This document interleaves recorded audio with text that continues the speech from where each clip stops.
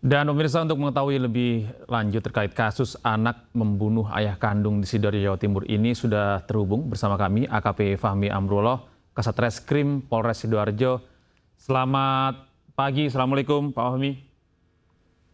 Selamat pagi, waalaikumsalam Mas. Ya Pak, ini kami mendapat informasi bahwa ada kasus pembunuhan yang dilakukan oleh anak kepada ayahnya yang sedang sakit begitu ya Pak. Ini ayahnya ini sebelumnya sakit apa ini Pak sehingga dia tidak bisa masih terbaring di tempat tidur, kemudian apakah di rumah itu ada juga keluarganya yang menjadi saksi kasus pembunuhan ini Pak? Ya, jadi kalau untuk sakitnya korban itu karena memang sudah umur ya Mas. Ya. Jadi dia sakit demam, Ya. sakit umur lah Mas. Nah di rumah itu hanya ada korban dan pelaku. Ya. Kebetulan ini adalah anak kandung korban.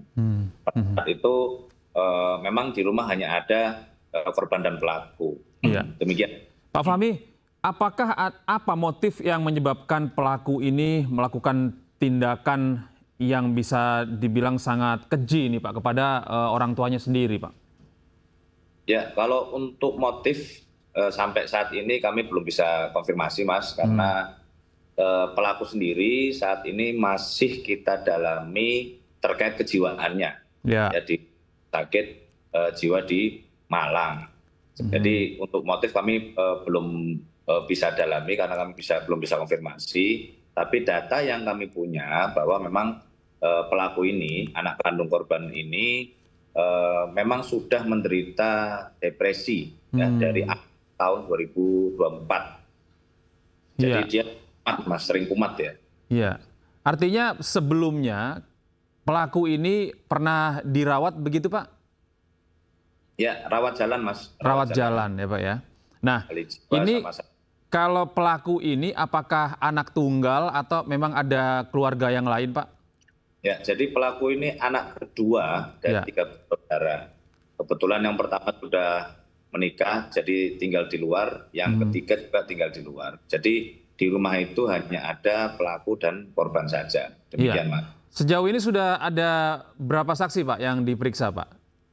Nah, sementara 4 saksi ya kita sudah mintai keterangan. Baik, dari keterangan 4 saksi ini ada fakta-fakta yang lain Pak terkait kasus ini? Ya, jadi sedikit menjelaskan Mas kronologinya itu karena memang korban ini sakit. Ya. Anak pertama ini menjenguk. Ya, menjenguk itu kurang lebih jam 9 malam lah itu dijenguk. Ya.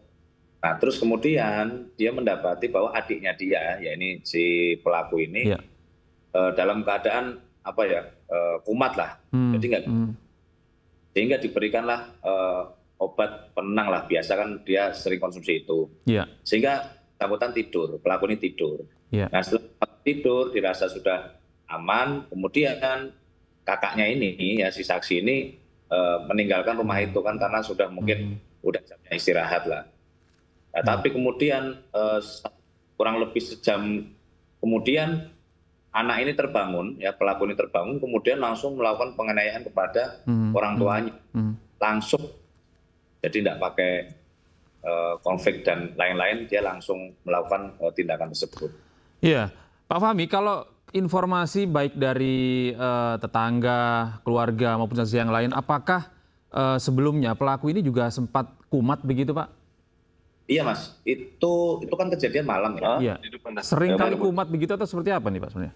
Pada siang harinya yang bersangkutan teriak-teriak sendiri, ya di depan teriak-teriak sendiri, bahkan kalau ada orang lewat, ada orang melintas di depan, dia langsung bilang apa kamu lihat-lihat, saya bunuh, gitu. Yang lebih penyampaiannya kayak gitu Mas. Itu kesaksian dari tetangga-tetangga korban. Iya. Artinya tetangga korban dan sekitar itu memang sudah tahu ya Pak ya bahwa korban ini mengalami gangguan kejiwaan begitu ya dan sering mengancam warga yang lewat begitu ya Pak ya? Ya, pelaku Mas, maksudnya pelaku Mas. Pelaku maksud kami ya? Ya, sering kumat lah, dia depresi. Iya. Baik, terima kasih Pak Fahmi, semoga saja kasus ini dapat segera dipecahkan begitu Pak, dan terima kasih sudah bergabung bersama kami di Lapor Polisi. Selamat bertugas kembali Pak Fahmi. Assalamualaikum, selamat pagi.